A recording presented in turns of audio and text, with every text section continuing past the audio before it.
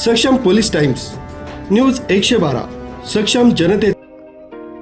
ठाणे येथे पोलीस उपनिरीक्षक सेवेत असताना त्यांना बढती मिळाल्यानं नाशिक पंचवटी पोलीस ठाण्यात पोलीस निरीक्षक म्हणून श्री सुधीर पाटील यांची नियुक्ती झाल्यानं श्री साई सहाय्य समिती इगतपुरीच्या वतीनं त्यांचं स्वागत करण्यात आलं। ठाणे येथे बदली होण्यापूर्वीच ते इगतपुरी रेल्वे व लोहमार्ग पोलीस ठाण्यात सेवेत होते।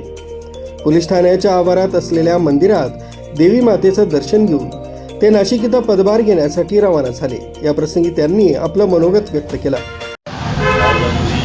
ठाणे शहरावरून सहाय्यक पोलीस निरीक्षक पदावरून पोलीस निरीक्षकपदी मला पुन्हा एक संतांच्या भूमीत मला काम करण्याची पुन्हा एकदा संधी मिळाली। यावेळी पण मी 2017 पासून नाशिक जिल्ह्यामध्ये कार्यरत होतो 2021पर्यंत। त्यानंतर आज पुन्हा या प्रमोशनपदी मला नाशिक जिल्ह्यात म्हणजे भविष्यात आगामी काळात येणारा कुंभमेळा हा मला एक लाभलेला आहे की खरंच मला सर्व याची साईबाबा तसेच देवी माता आपली बनी सप्तशृंगी माता यांच्या सर्वांचे आशीर्वाद माझ्या असे पाठीशी राहून